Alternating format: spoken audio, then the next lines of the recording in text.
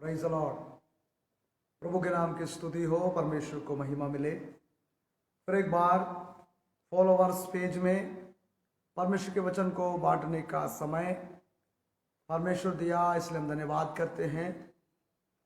प्रभु के अनुग्रह के द्वारा बहुत सारे प्रभु के दास लोग इस पेज में परमेश्वर की वाणियाँ दे रहे हैं। आप जरूर जुड़ जाइएगा और वचन को सुनिए और सीखिए, आशीष पाइए। परमेश्वर का धन्यवाद कि इस मीडिया के माध्यम से प्रभु के वचन को बांटने का मौका है, तो उस मौके को ना खोते हुए ना गंवाते हुए हम लोग बैठना है, वचन सुनना है और सीखना है। प्रभु का धन्यवाद करता हूँ। आगे हम वचन में जाने से पहले हम गीत गाएंगे, उससे पहले हम प्रार्थना करेंगे। आइए हम प्रार्थना करें। सर्वशक्तिमान प्रभु, दयालु परमेश्वर, प्यारे पिता, हम आपका धन्यवाद देते हैं। फिर एक बार परमेश्वर प्रभु यीशु मसीह फॉलोवर्स इस पेज में प्यारे खुदावन हम प्रभु जी हल्लेलुया, प्रभु जी हल्लेलुया गीत गाते हुए परमेश्वर के वचन को बांटते हैं। प्यारे खुदावन उन सभी में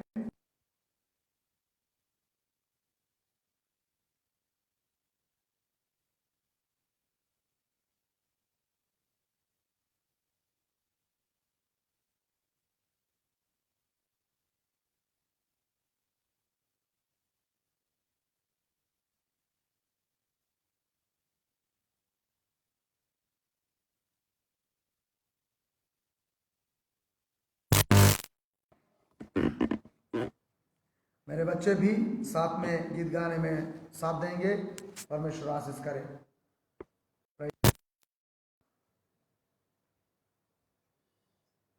थैंक यू जीसस।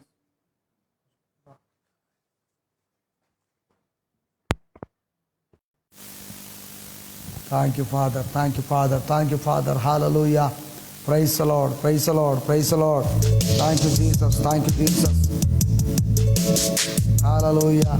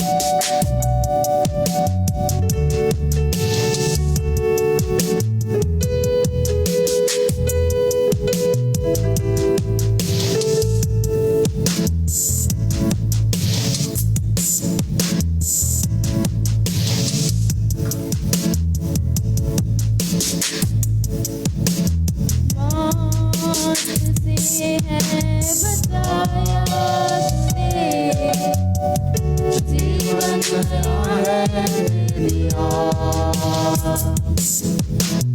नाम लेकर पुकारा मुझे, महिमा से मुझको भर दिया। मौत से बचाया मुझे, जीवन नया है दे दिया। नाम लेकर पुकारा मुझे, महिमा से मुझको भर दिया। करुणा भलाई तेरी सदा रहेगी मुझ पर, तेरी विश्वास कहता देखूंगा मैं उम्र भर। हाथ उठाकर गाऊंगा, यीशु तेरा नाम रहे ऊंचा। हाथ उठाकर गाऊंगा, यीशु तेरा नाम रहे ऊंचा।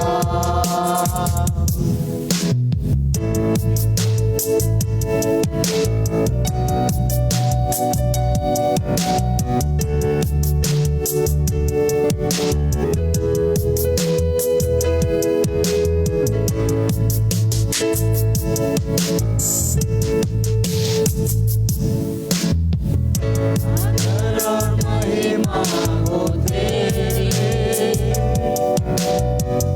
तू ही हमारा खुदा। पूरी हो तेरी मर्जी, आए तेरा राज यहाँ। आदर और महिमा हो तेरी, तू ही हमारा खुदा। पूरी हो तेरी मर्जी,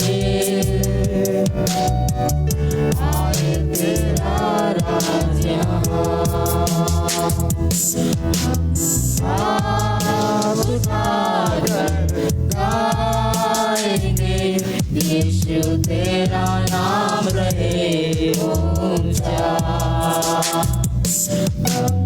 हाथ उठाकर गाएंगे, यीशु तेरा नाम रहे ऊंचा।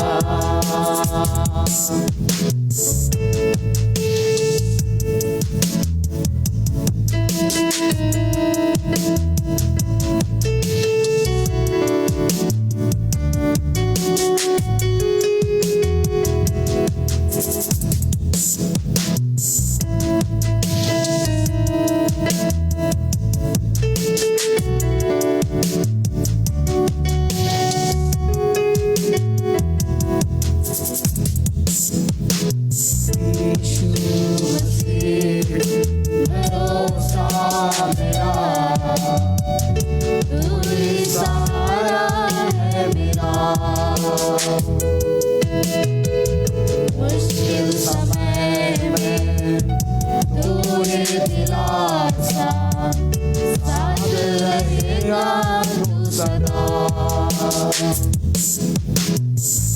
यीशु मसीह भरोसा मेरा,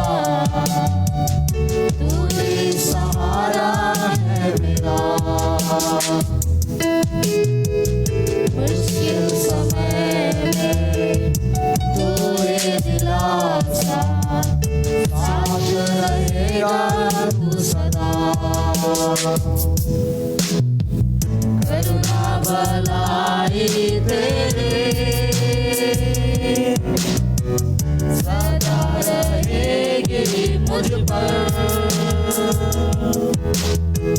तेरे विश्वास देता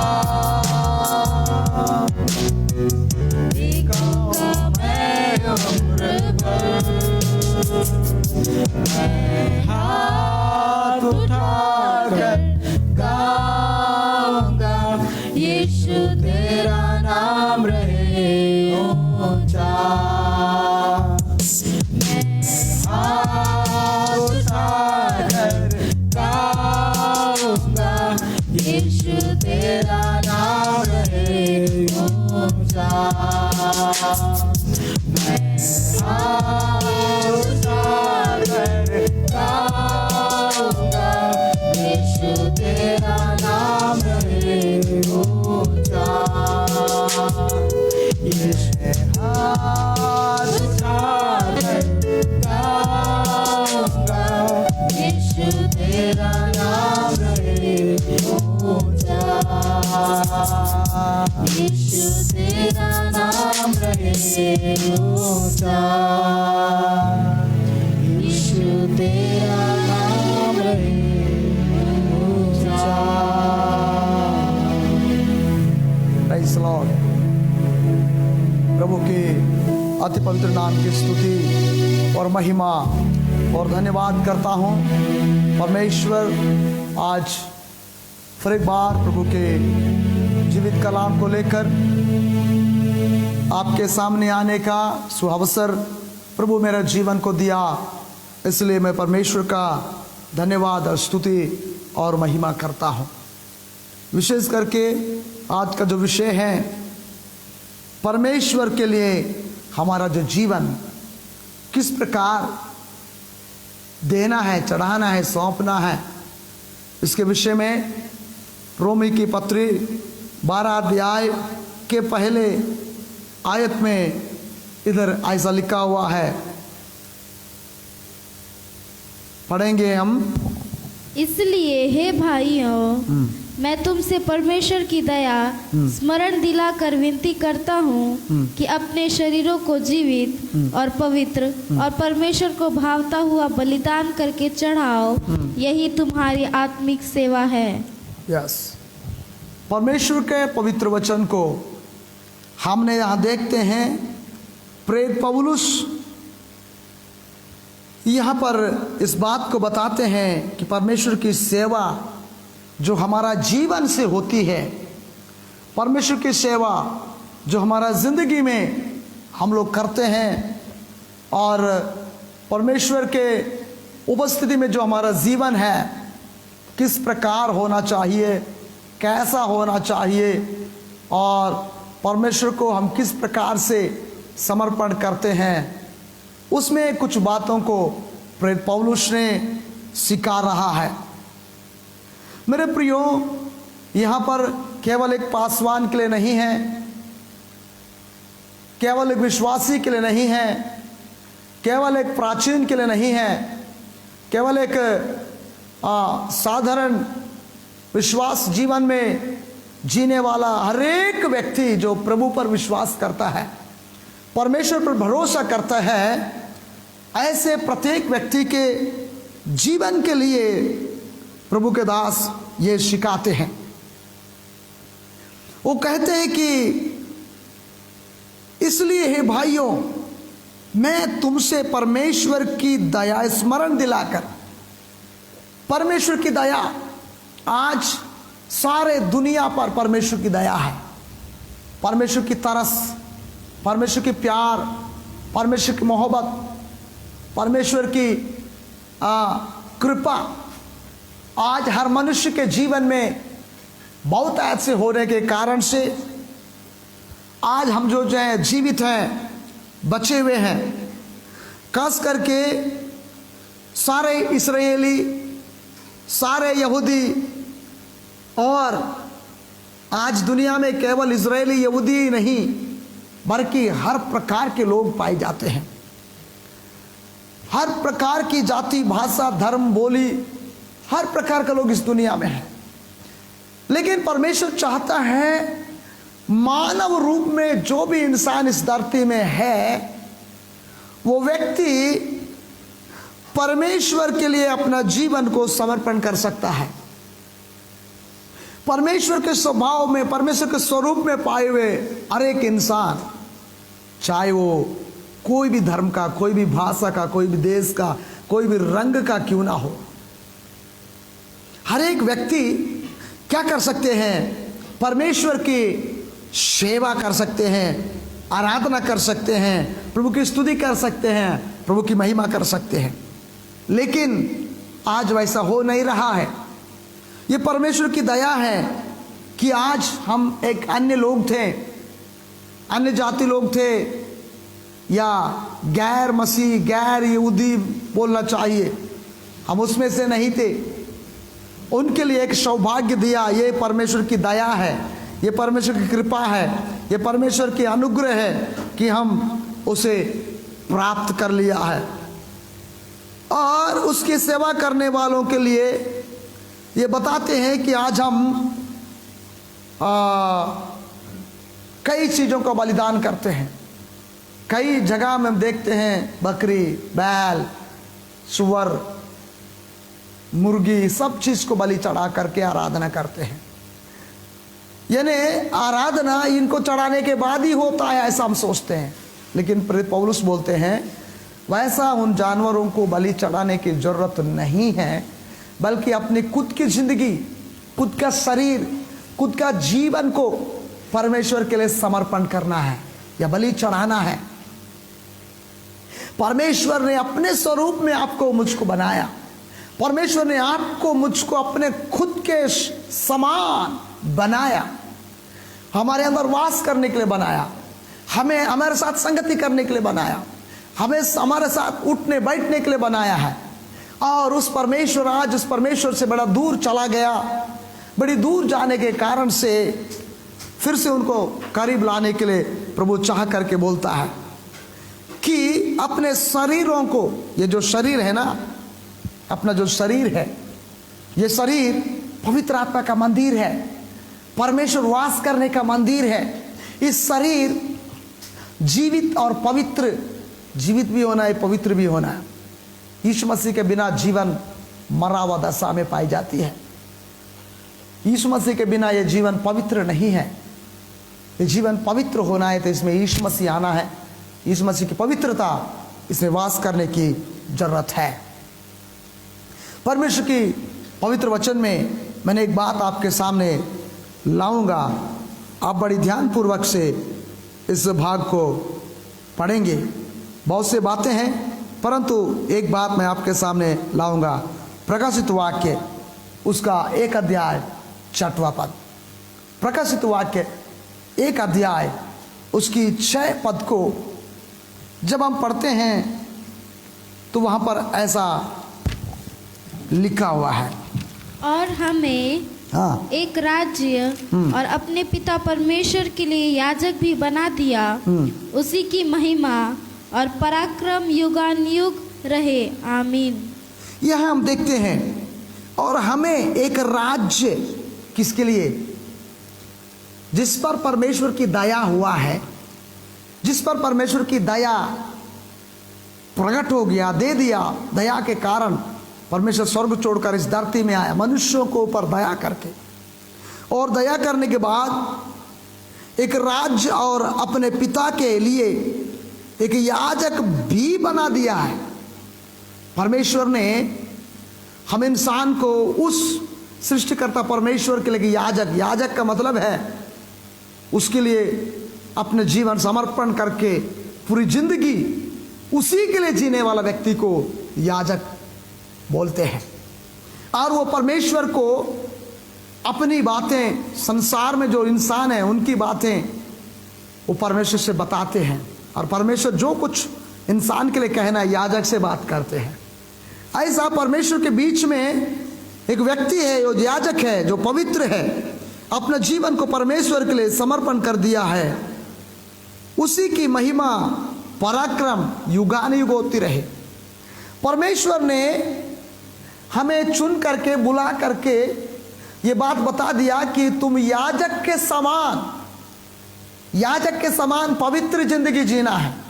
याजक के समान हर एक विश्वासी अपने आप को पवित्र करके जीना है, क्योंकि हम याजकों का समाज, चुने हुए निज प्रजा, याजकों का समाज, पवित्र लोग, राजपदधारी। ऐसा प्रेरित पत्रस अपने पत्री में कहते हैं।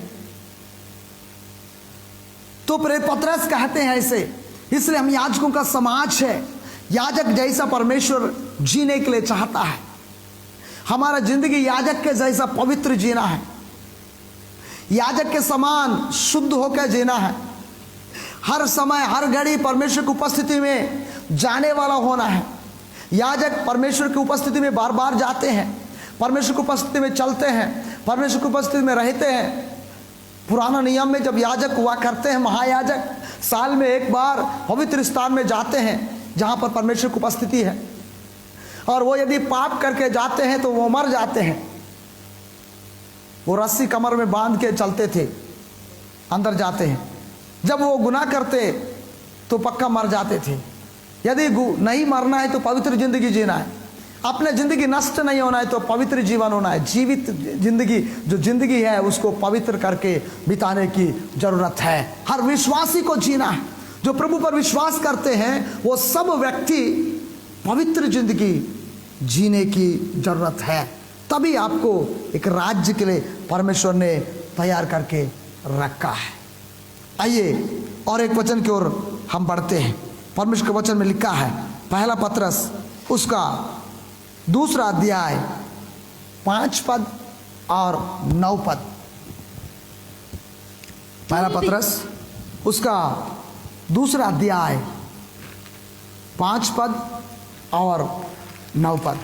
तुम भी आप जीवित पत्थरों के समान आत्मिक घर बनते जाते हो, हाँ। जिससे याजकों का पवित्र समाज बनकर हाँ। ऐसे आत्मिक बलिदान चढ़ाओ जो यीशु मसीह के द्वारा परमेश्वर को ग्रहण है। देखो यहाँ पर हम देखते हैं प्रेरित पतरस यीशु मसीह का चेला, यीशु मसीह के साथ चलते बैठते उठते हर बार यीशु के साथ रहे हैं। 3.5 साल तक यीशु के साथ साथ चला हुआ एक पवित्र व्यक्ति पतरस बोलते हैं, तुम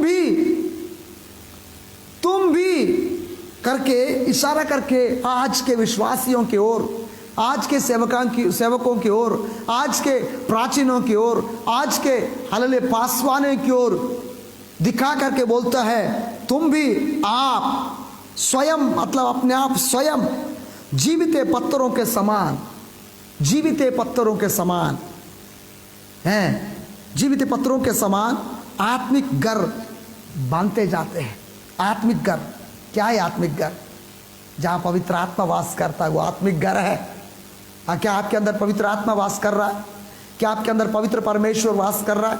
क्या आपका जीवन परमेश्वर वास करने के लायक है? क्या आपके अंदर परमेश्वर का उपस्थिति है? आपके घर में परमेश्वर की उपस्थिति है? आपके चलते फिरते जिंदगी में क्या पवित्र आत्मा की अगुवाई में आप चल रहे हैं? पवित्र आत्मा आपका अगुवाई कर रहा है, गाइड कर रहा है?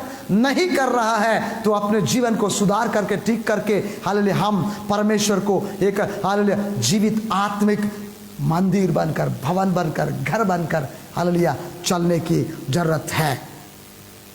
जीवित पत्थरों के समान आत्मिक घर बनते जाते हो, जिससे याजकों का पवित्र समाज बनकर दूसरा और एक बात जो हम प्रकाशित वाक्य में देखा था, याजकों का समाज केवल पहले महायाजक पुरोहित पवित्र रहा करते थे, लेकिन ऐसा नहीं।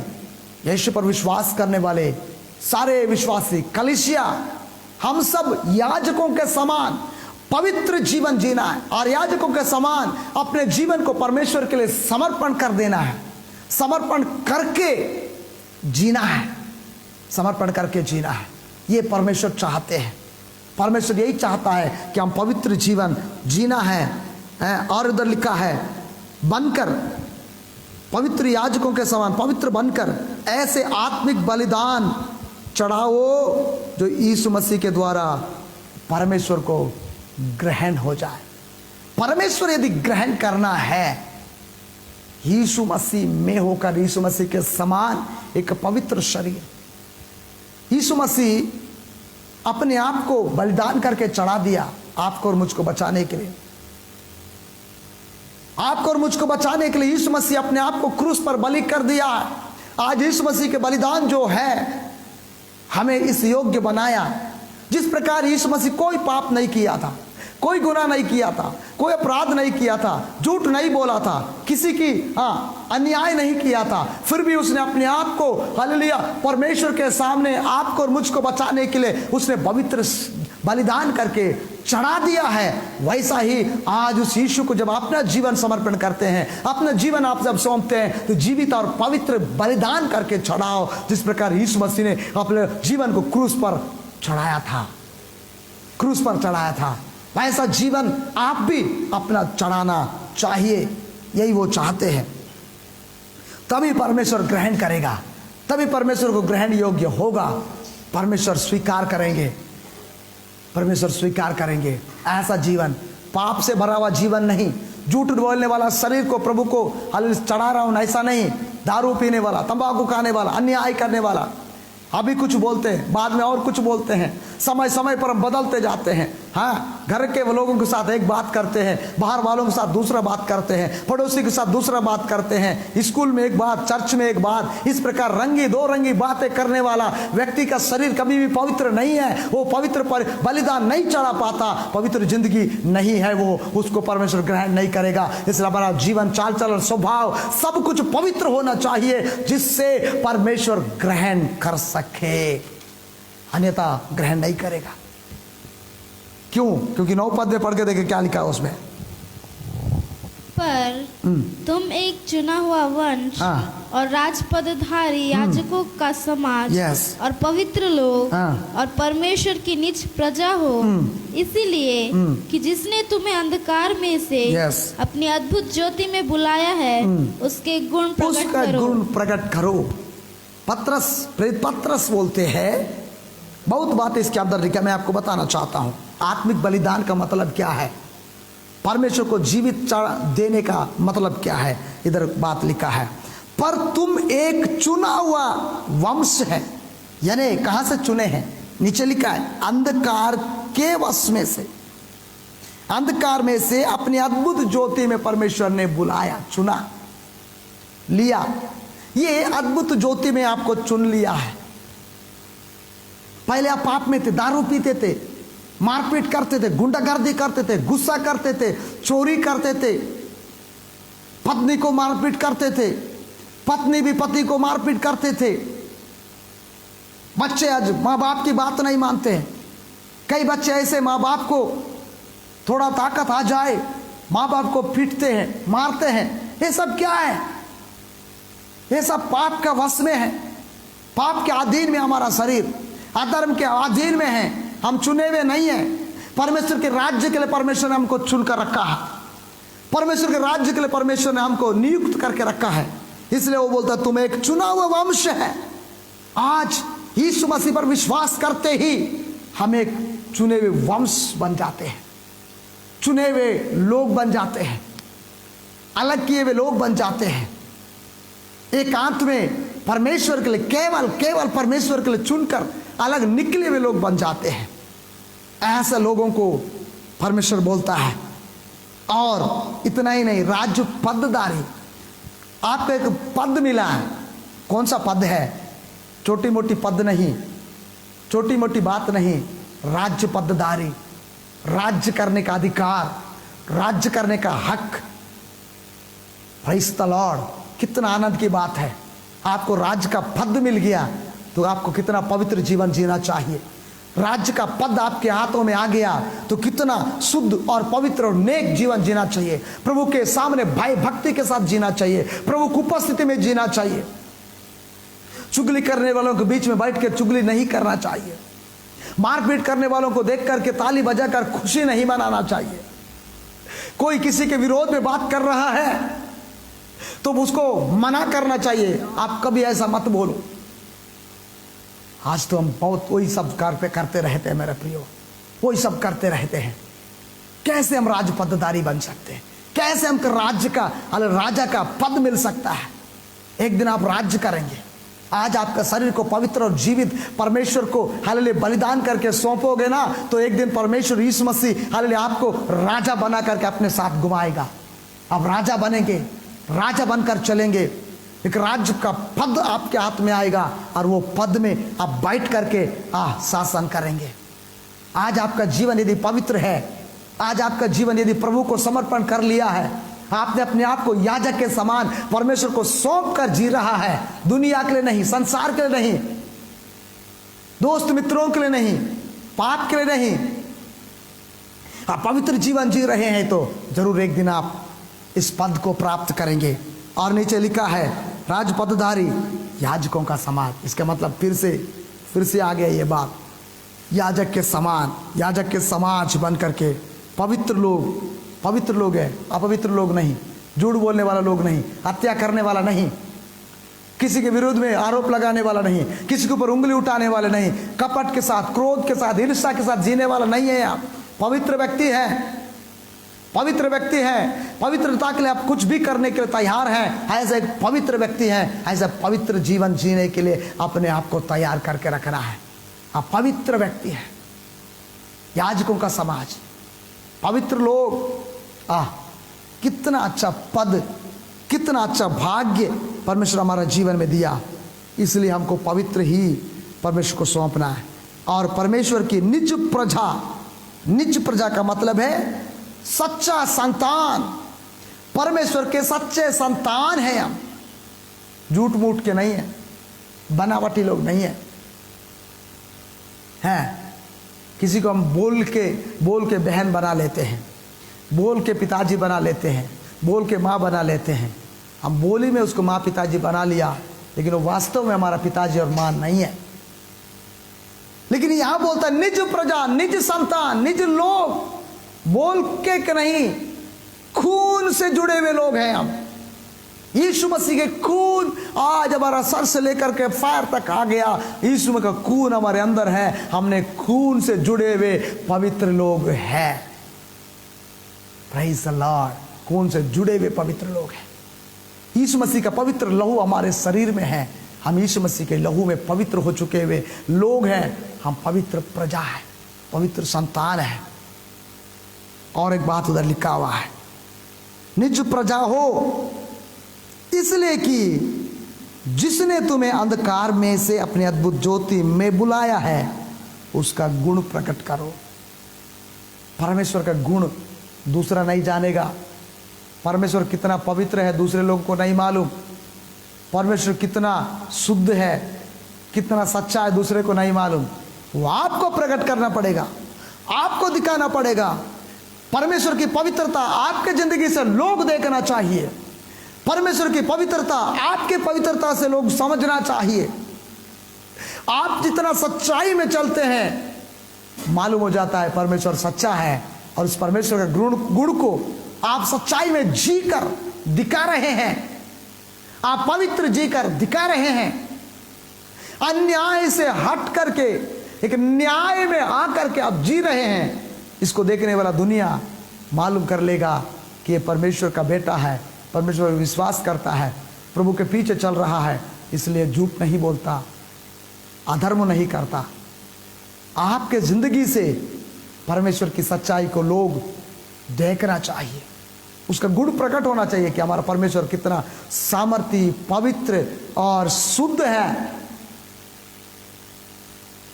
आपकी जिंदगी से देखेगा। आप झूठ बोलेंगे तो परमेश्वर भी झूठा होगा। आपके कारण, आपकी जिंदगी के कारण परमेश्वर आपके ऊपर दया इसलिए नहीं किया कि आप झूठ बोलो। परमेश्वर आप पर दया इसलिए नहीं किया कि आप शराब पी करके पड़े रहो। परमेश्वर आप पर दया इसलिए नहीं किया कि आप फिर से तलवार उठाओ। परमेश्वर इसलिए आप पर दया नहीं किया कि फिर से आप झगड़ा लड़ाई करो। परमेश्वर इसलिए आप पर दया नहीं किया कि आप फिर से मार पीट करो, हत्या करो। नहीं, कभी नहीं। इस पर इसलिए आप पर दया किया कि आप पवित्र जीवन जियो। इसलिए परमेश्वर आप पर दया किया कि आप मौत के घाट में नहीं, जीवन के रास्ते पे चलो। उसके गुण प्रकट हमारा जिंदगी से मालूम हो जाता है, आपके जिंदगी से मालूम होता है आप प्रभु के लिए कैसे जी रहे हैं। एक बार हम यूसुफ को देखते हैं। यूसुफ के अंदर परमेश्वर होने के कारण, परमेश्वर साथ साथ होने के कारण कई ऐसे घटना उसके सामने आया, उसने अपने आप को बचा करके पवित्र जीवन जिया है।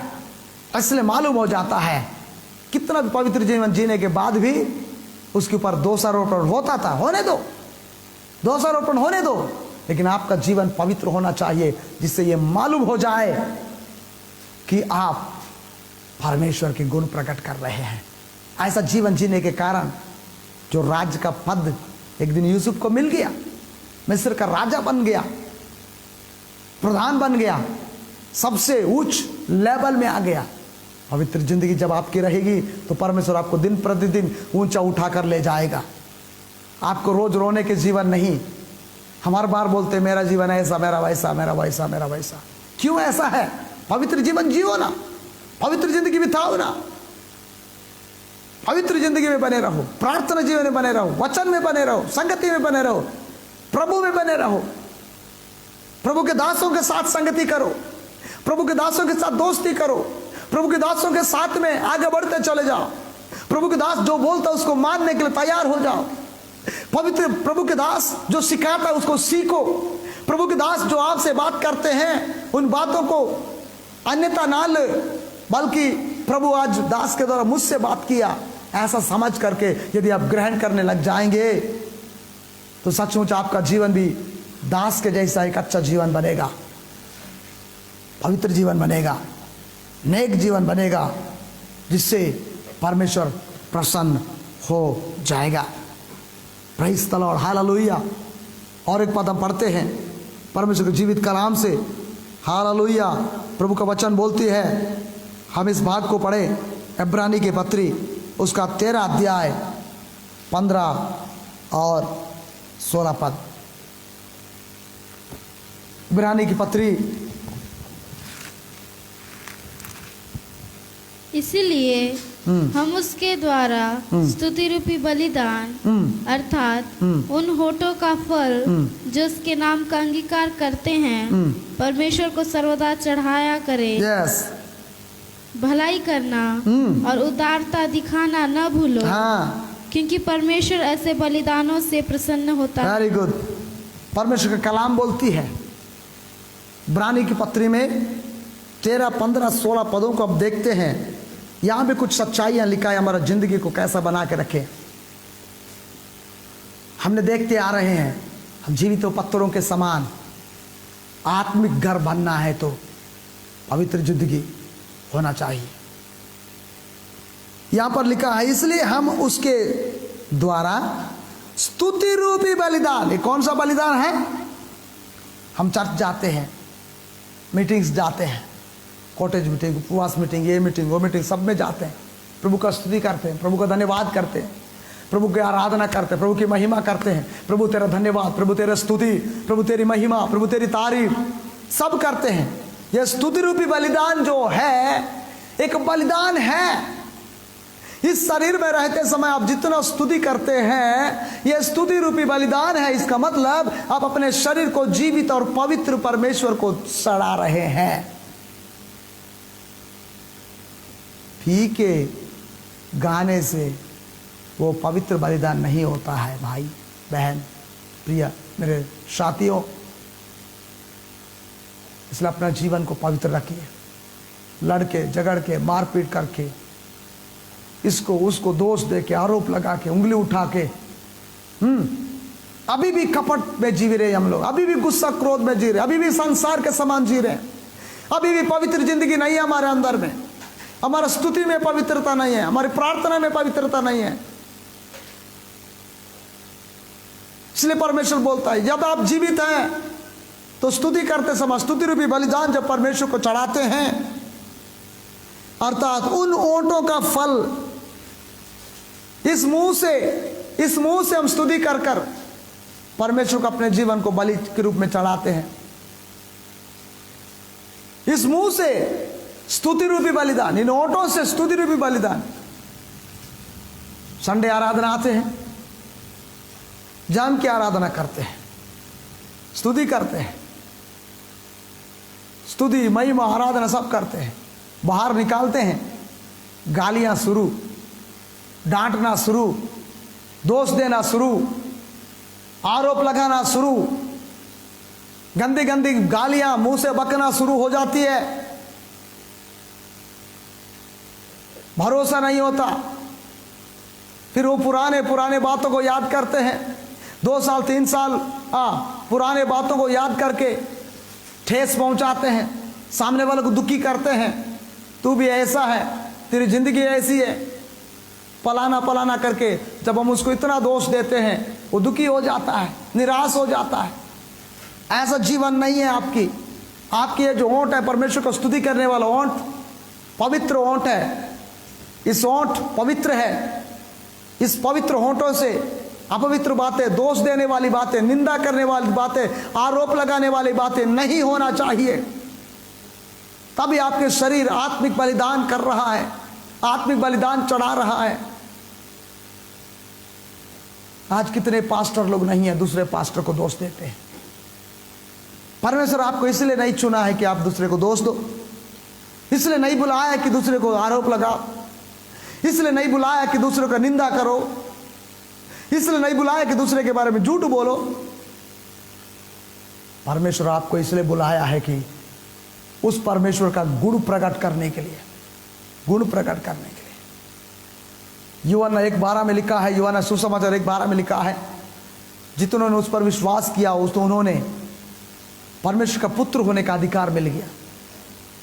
उस दिन से आप परमेश्वर के पुत्र हैं। आप परमेश्वर का पुत्र है तो क्या आपका परमेश्वर वैसे ही है? आपका परमेश्वर सच्चा परमेश्वर है, इसलिए आपके अंदर भी वो सच्चा गुण प्रकट होना चाहिए। परमेश्वर का सच्चाई आपके अंदर आना चाहिए, मेरे अंदर आना चाहिए, कलीसिया के अंदर आना चाहिए, सबके अंदर आना चाहिए। यदि नहीं है तो आप झूठ बोल रहे हैं, कहीं ना कहीं आप परमेश्वर को धोखा दे रहे हैं, कहीं ना कहीं आपका जिंदगी संसार में ही है, आज भी संसार में ही आप जी रहे हैं। इसलिए जीवन पवित्र करो, शुद्ध करो, वचन के पीछे चलो, वचन को पढ़ो, वचन को समझो, वचन क्या कहती है। उधर ऐसे लिखा है, इसलिए हम उसके स्तुति रूपी, उसके द्वारा स्तुति रूपी बलिदान अर्थात उन ओंठों का फल, इन ओंठों का फल, इन ओंठों का फल मेरे प्रियो, ये ओंठों का फल अच्छा होना चाहिए। किसी से बात करते समय सामने वाले को आशीष होना चाहिए। बाइबल में लिखा है, इफिसी की पत्री 4 अध्याय 29-30 पदों को पढ़कर देखिए क्या लिखा है उधर। इन ओंठों के बारे में लिखा है। इस वचन को पढ़ने के बाद भी हम वो सब करते हैं। वचन के पीछे चलो, वचन के पीछे बने रहो, वचन को समझो, वचन को सीखो। पढ़िए, कोई गंदी बात तुम्हारे मुंह से नोटों से ना निकले, पर आवश्यकता के अनुसार वही निकले जो उन्नति के लिए उत्तम दूसरों के उन्नति, दूसरों के फायदा, आपकी फायदा, दूसरों की फायदा के लिए उत्तम हो। उत्तम बातें बोलना। जब कुछ बोल रहे हैं, पत्नी के साथ बात करने का समय, पति के साथ बात करते समय, बेटी के साथ बात करते समय, बेटा के साथ बात करते समय, पड़ोसी के साथ बात करते समय, ससुर के साथ बात करते समय, सास के साथ बात करते समय, अपने प्रिय दोस्तों के साथ बात करते समय, स्टाफ के साथ बात करते समय, वही चीज बात करना जो दूसरों की उन्नति का कारण हो, आशीष का कारण हो, वो बचने का कारण हो। इसका मतलब यही है, श्राप नहीं देना। श्राप आपके मुंह से नहीं निकलना चाहिए। दूसरे को निराश और उदास करने के लिए अपने मुंह से नहीं निकलना चाहिए। जो उचित है, किसी को समझा रहे हैं, उदाहरण दे रहे हैं, वो अलग बात है। लेकिन अब सीधा मुंह के सामने टोक रहे, गलत बात है। कोई गंदी बात तुम्हारे मुंह से ना निकले, पर वही अनुसार वही निकले जो उन्नति के लिए उत्तम हो। क्या के लिए हो? उन्नति के लिए उत्तम हो, ताकि उससे सुनने वालों पर अनुग्रह हो। उस उत्तम वाणी से सुनने वाले के ऊपर क्या हो? अनुग्रह कौन करता है? हम नहीं, स्वर्ग का परमेश्वर।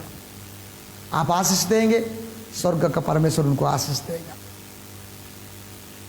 आपको आशीष के लिए ठहराया, आशीष के लिए चुना है। आप आशीष का संतान है। आपका पूरा बॉडी, पूरा शरीर आशीषित है। इसलिए आशीषित शरीर, अंदर से जो शब्द निकलता है ना, आशीष का शब्द निकलना चाहिए, आशीष का शब्द निकलना चाहिए, श्राप का शब्द नहीं निकलना चाहिए। एक दिन एलिशा एरियो में जाकर एक पहाड़ की ऊंचाई रास्ते पे जा रहे थे। एरियो के कुछ बच्चे ऐसे थे जो उसको चंदवा चंदवा चिल्लाए, यानी ठेस पहुंचाने की बात, दुख पहुंचाने की बात बोले। दुख पहुंचाया उस प्रभु के भक्त को। तब उसने उस दुख से भरा हुआ वाणी इन ओंठों से एक ही बात बोला कि जंगल से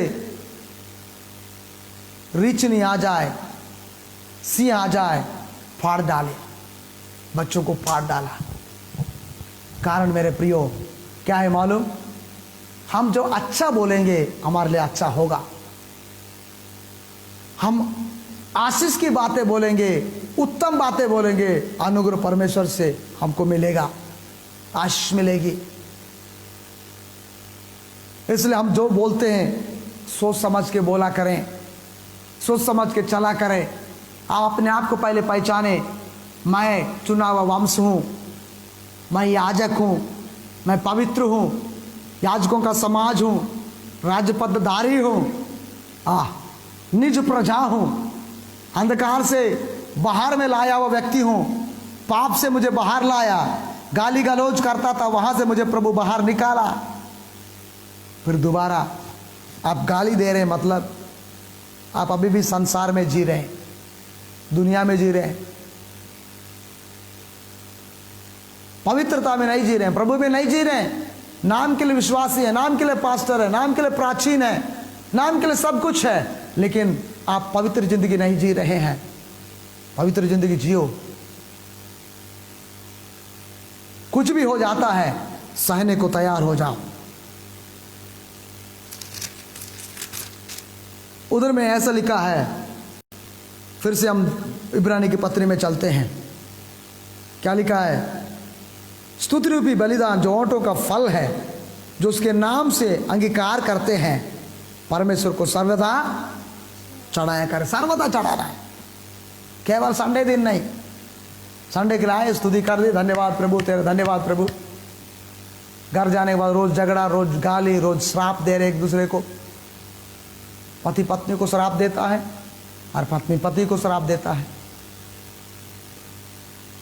यही प्रक्रिया रहेगा तो सर्वदा स्तुति रूपी बलिदान नहीं है। क्या मतलब दिया है? परमेश्वर के गुण प्रकट करो, परमेश्वर के गुण को प्रकट करो, परमेश्वर के सामर्थ्य को प्रकट करो, परमेश्वर का आशीष को प्रकट करो, उसके अनुग्रह आना है। सर्वदा स्तुति निकलना चाहिए। हमेशा गाली गलौज में मत जिएगा। परमेश्वर को सर्वदा चढ़ाओ, स्तुति रूपी बलिदान। सुबह उठते हैं प्रार्थना करो, बाइबल पढ़ो, समय मिलता है आराधना करो, धन्यवाद करो प्रभु को, प्रभु के नाम को ऊंचा उठाओ। प्रभु स्तुति के योग्य है, उसकी महिमा करो। पति पत्नी मिल करके प्रार्थना करो, बच्चे मिलकर प्रार्थना करो। आपके समान आपका बच्चे भी आत्मिक बच्चे होना चाहिए। आपके समान आपके बच्चे प्रार्थना करने वाला बच्चा होना चाहिए। आपके समान आपके बच्चे बाइबल पढ़ने वाला बच्चा होना चाहिए। आपके समान परमेश्वर के आराधना भवन में आकर के स्तुति करने वाला बच्चा होना चाहिए। ऐसे बच्चे होना है तो पहले आप शुरू हो जाओ, आत्मिक व्यक्ति। फिलिपुस के बारे में बाइबल बोलती है, फिलिपुस सुसमाचार प्रचारक था और उसके 4 बेटियां थी। उन लोग क्या करते थे? परमेश्वर की उपस्थिति में जीने वाले और भविष्यवाणी करने वाली बेटियां थी, भविष्यवाणियां करती थी। 4 कुंवारी पुत्रियां थी। पढ़ सकते हैं उसको आप, प्रेरितों के काम 21 अध्याय 8 पद को पढ़ते हैं। प्रेरितों के काम 21 अध्याय 8 पद पढ़ेंगे। दूसरे दिन हाँ हम वहां से चलकर कैसरिया में आए और फिलिप्पुस सुसमाचार प्रचारक के फिलिप्पुस सुसमाचार प्रचारक के घर में, जो सातों में से जो एक था, सातों सुनाम पुरुषों में से एक था, जाकर उसके यहाँ जाकर रहे। उसके यहाँ रहे। आगे उसकी चार उसकी चार पुत्रियां कुंवारी पुत्रियां थी थीं, जो भविष्यवाणी करती थी। आप यदि भविष्यवाणी कर रहे हैं तो आपके बच्चे भी पवित्र जीवन जीना चाहिए, आपके बच्चे भी पवित्र जिंदगी में रहना चाहिए। आप प्रार्थना जा रहे हैं, चर्च जा रहे हैं, बच्चों को ले जाओ, बच्चों को प्रार्थना करने के लिए मौका दो, आराधना कराओ, बाइबल पढ़ने के लिए मौका दो। आप पवित्र हैं इतना में काफी नहीं है, आपके बच्चे भी पवित्र होना चाहिए, आपके बच्चे भी आराधना करना चाहिए, वो भी स्तुति रूपी बलिदान ओंठों की फल परमेश्वर को चढ़ाना चाहिए। यही चाहता है परमेश्वर, ये परमेश्वर की इच्छा है, ये परमेश्वर की आत्मिक सेवा है। परमेश्वर वही आत्मिक सेवा चाहते हैं। आइए इब्रानी की पत्री में आ जाओ। इब्रानी की पत्री की को विभाग है और बाकी है, उसको हम पढ़ते हैं।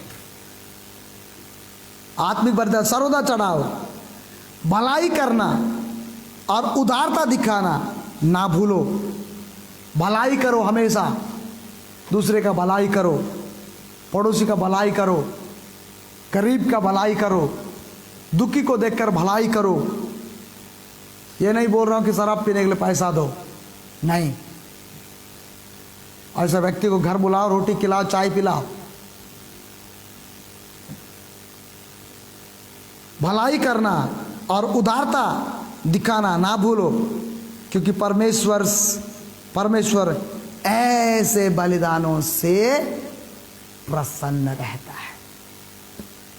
प्रभु की सेवा में हाथ बढ़ाना, प्रभु की सेवा के लिए देना, प्रभु की सेवा को प्यार करना, ये भी एक आत्मिक सेवा है।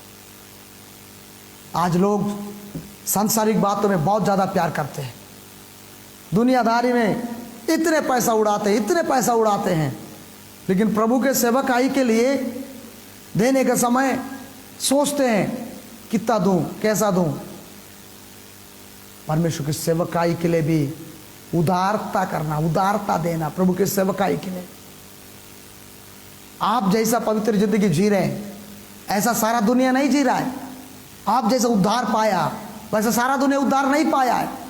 आप जैसा पाप को छोड़ दिया है वैसा सारा दुनिया नहीं छोड़ा है। आप जैसा अंधकार से ज्योति में आए वैसा सारा दुनिया नहीं आया है। उसको कौन बचाएगा, उसके पास कौन जाएगा। आप हाथ बढ़ाइए, मुट्ठी खोलिए, सेवा करने वालों के लिए हाथ बढ़ाइए, दे दो। प्रभु की सेवकाई के लिए हाथ बढ़ाएंगे, इससे भी परमेश्वर प्रसन्न होता है। ये भी आत्मिक सेवा है। आप बहुत ज़्यादा कमा रहे हैं, महीना 20,000 30,000 कमा रहे हैं, आप परमेश्वर के लिए कितना दे रहे हैं। 20,000 कमाया तो 2,000 प्रभु को निकाल के देना चाहिए। 30,000 कमाया है तो आपने 3,000 निकाल कर प्रभु को देना चाहिए। ये उदारता आप करेंगे तो आपके जैसा कई लोग पवित्र जिंदगी में आएंगे। कई लोगों के पास जाकर सुसमाचार लोग सुनाएंगे। कई लोगों के पास वचन सुनाने के लिए कोई नहीं जा पा रहा है। कारण क्या है? उसके पीछे मदद करने वाला नहीं है। इसलिए मददगार भी चाहिए, मददगार चाहिए। वो मददगार आप हैं, वो मददगार आप है। आपको प्रभु बुलाया है पवित्र सेवकाई के लिए। आप तो सेवा करने के लिए नहीं जा पा रहे हैं, तो आपकी कमाई में से सेवा करने वालों को बढ़ा, सेवकाई को प्यार करो, सेवकाई में दो। जब भी आपको वेतन तनख्वाह मिलती है, सैलरी मिलती है, सर्वप्रथम प्रभु के लिए निकालो, दशमंश निकालो। जब भी प्रभु का दास आपके घर में आते हैं, खाली हाथ मत छोड़ो। दुनिया को प्यार कर रहे हो तो आप छोड़ेंगे, लेकिन आप परमेश्वर को प्यार कर रहे हैं तो परमेश्वर को प्यार कैसे करेंगे? प्रभु के दास के लिए जब आप कुछ करेंगे तो समझ जाना आप परमेश्वर की सेवकाई को प्यार किया। आपका जिंदगी को आप आत्मिक रूप से प्रभु को चढ़ा रहा है। ब्यूटी पार्लर के लिए हमने 2,000-3,000 खर्च करते हैं। ये जो शरीर नष्ट होने वाला है, किसा पिसा कर देते हैं, 4 दिन के बाद फिर करिया करिया हो जाते हैं।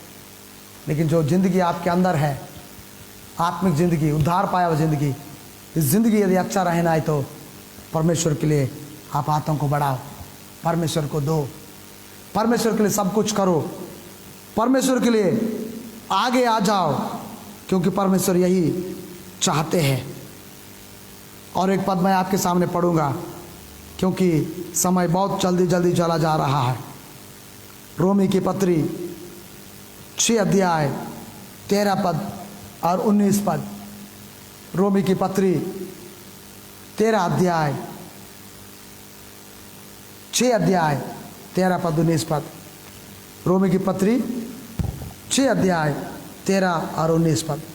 और ना अपने अंगों को अधर्म के हथियार होने अपने के अंगों लिए को अधर्म के हथियार के लिए पाप को सौंपो, पाप को सौंपो, पर अपने आप को मरे हुओं में से जी उठा हुआ जानकर परमेश्वर को सौंपो, और अपने अंगों को धर्म के हथियार होने के लिए परमेश्वर को सौंपो।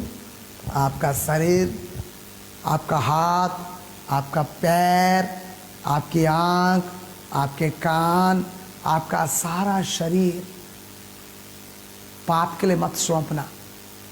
हम होंठों से गाली दे करके शैतान के अधीन कर देते, पाप के लिए सौंप देते। गंदे पिक्चर देखते हैं,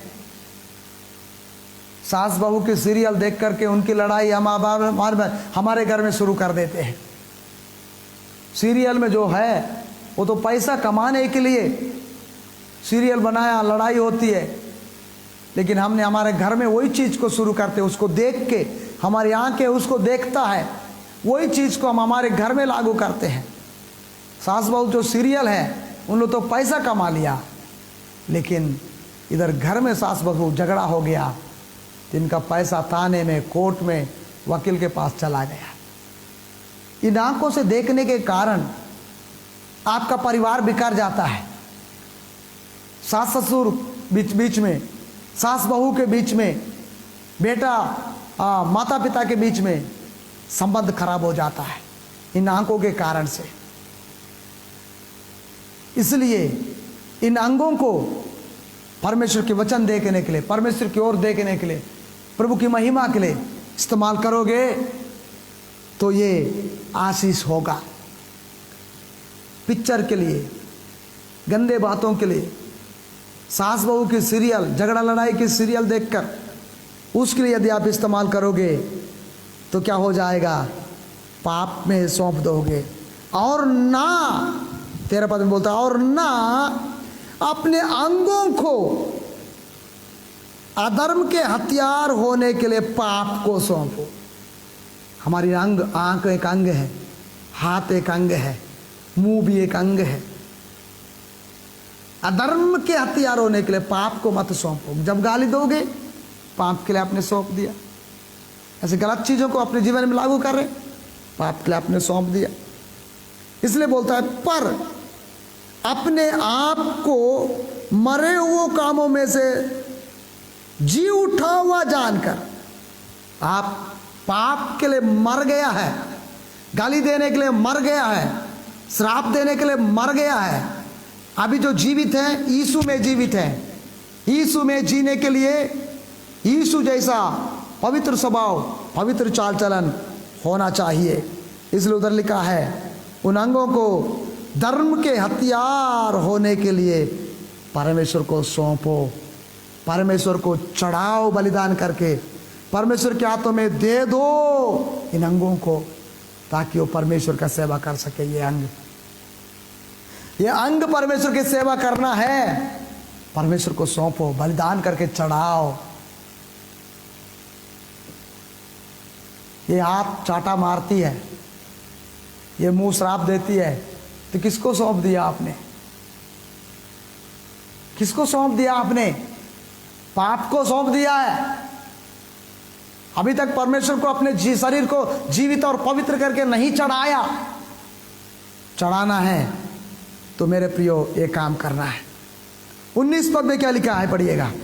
मैं तुम्हारी शारीरिक दुर्बलता के कारण मनुष्यों की रीति पर कहता हूँ, जैसे तुमने अपने अंगों को कुकर्म के लिए अशुद्धता और कुकर्म के दास करके सौंपा था, वैसे ही अब अपने अंगों को वैसा ही अब अपने अंगों को पवित्रता के लिए धर्म के दास करके सौंप दो।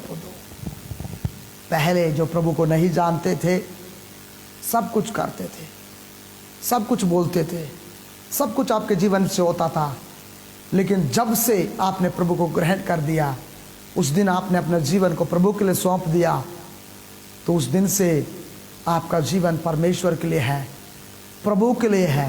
आप प्रभु में जियो, प्रभु में रहो, प्रभु में आगे बढ़ो, प्रभु के लिए स्थिर हो जाओ, प्रभु में बने रहो, प्रभु के लिए अपने जीवन को आगे बढ़ाओ। मेरे प्रियो, यही आत्मिक सेवा है, यही आत्मिक सेवा है, यही आत्मिक जिंदगी है। इसलिए उसमें यह लिखा है, प्रेरित पौलुस बोलता है, इसलिए हे भाइयों, मैं तुमसे परमेश्वर की दया स्मरण दिलाकर विनती करता हूँ कि अपने शरीरों को जीवित और पवित्र और परमेश्वर को भावता हुआ बलिदान करके चढ़ाओ। ऐसी करोगे तो परमेश्वर को भाता है। यही तुम्हारी आत्मिक सेवा है। ऐसा ही चलो, संसार के समान मत चलो, बोलता है नीचे में, संसार के समान मत बनो, संसार के समान मत बोलो, संसार के समान व्यवहार मत करो, संसार के जैसा चाल चलन मत रखो। गुस्सा, नफरत, क्रोध, ईर्ष्या, झगड़ा, लड़ाई, आए दिन झगड़ा, आए दिन क्रोध, आए दिन मारपीट, आए दिन श्राप। नल में झगड़ा करते हैं, दुकान में झगड़ा करते हैं, रास्ते में झगड़ा करते हैं, इधर का आंगन का कचरा उसके आंगन में झाड़ू मार के झगड़ा करते हैं। उनकी मुर्गी हमारे आंगन में आए, उसमें झगड़ा करते हैं। उनके कुत्ता का धोखा में हमारे आंगन में आकर सो जाए, उसके लिए झगड़ा करते हैं। उनके बच्चे कहीं हमारे घर में आ जाए, कहीं थूक दे, उसके लिए झगड़ा करते हैं। हमारे बच्चे उनके यहाँ जाए, एक बहाना बनाकर उसमें झगड़ा करते हैं। याद रखो, हमारे अंग, हमारा शरीर क्या के लिए काम कर रहा है? परमेश्वर का काम करना चाहिए। परमेश्वर के लिए शरीर चढ़ेगा ना, फिर छोटी छोटी चीज़ों के लिए झगड़ा नहीं होगा, समाधान तुरंत होगा। छोड़ो, हम प्रभु के लोग हैं, हम परमेश्वर के संतान हैं, क्यों झगड़ा करें?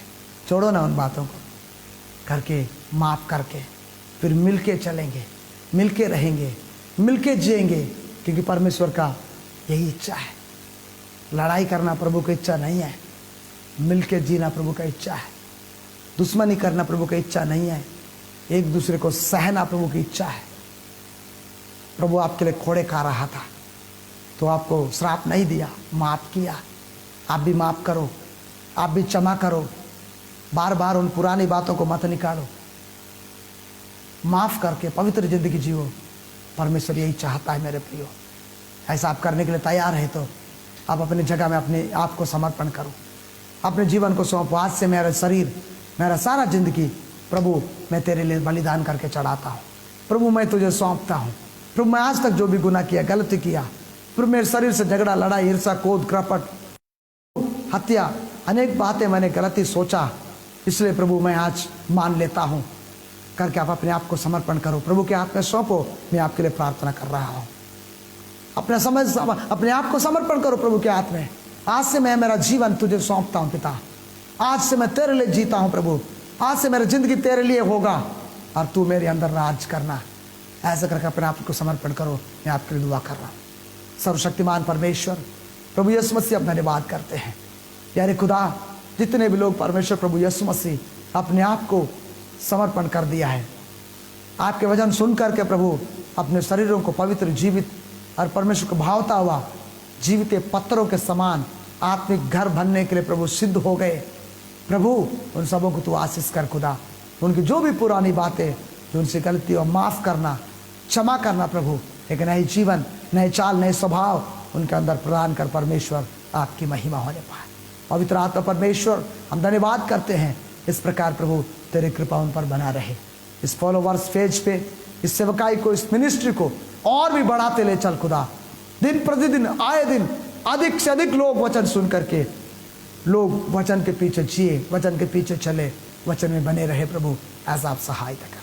हर एक बात को हम आपके हाथ में सौंपते हुए प्रार्थना की सारी आशीषों को यीशु मसीह के नाम से मांग लेते हैं। Amen, amen, amen. Praise the Lord.